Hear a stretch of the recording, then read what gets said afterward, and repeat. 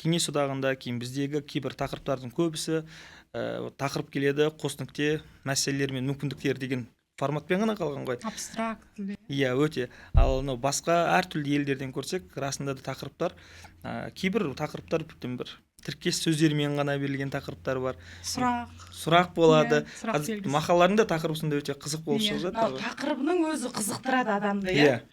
Біздегі тақырыптарға қарасаң, бір стратегиялық жоспар, бағдарламаның тақырыптары сияқты да, иә. Иә, вот тақырыптарға келген кезде менің ойымша біз бұны докторантураны ғылыми зерттеу екенін ұмытып қалмауымыз керек та, ғылыми қандай бір мәселеге жетуіміз керек. Ол бір. Екіншіден, тақырып дегеніміз бұл бір Титаникте мұздың үстіңгі бөлігі ғана, оның астында өте көптеген мәселе жатыр. Ал бізде осы магистратура оқығанда есімде тақырыптар бір пазл сияқты болу керек деп, ойыншықтарды құрастырған кезде пазл шығатындай. Оның ең соңында бір сұрақ тұрады, сұрақтардан қарапайым күрделі сұрақтар ақырындап шығып қалыптастырады. Ал біздің берген жауабымыз да сол тақырыпқа сәйкес келетіндей болады деп ойлаймын. Сондықтан бұл жоба тақырып өте маңызды. Егер тақырыптан қателессек, біз жартылай жеңілдік деп ойласақ та болады.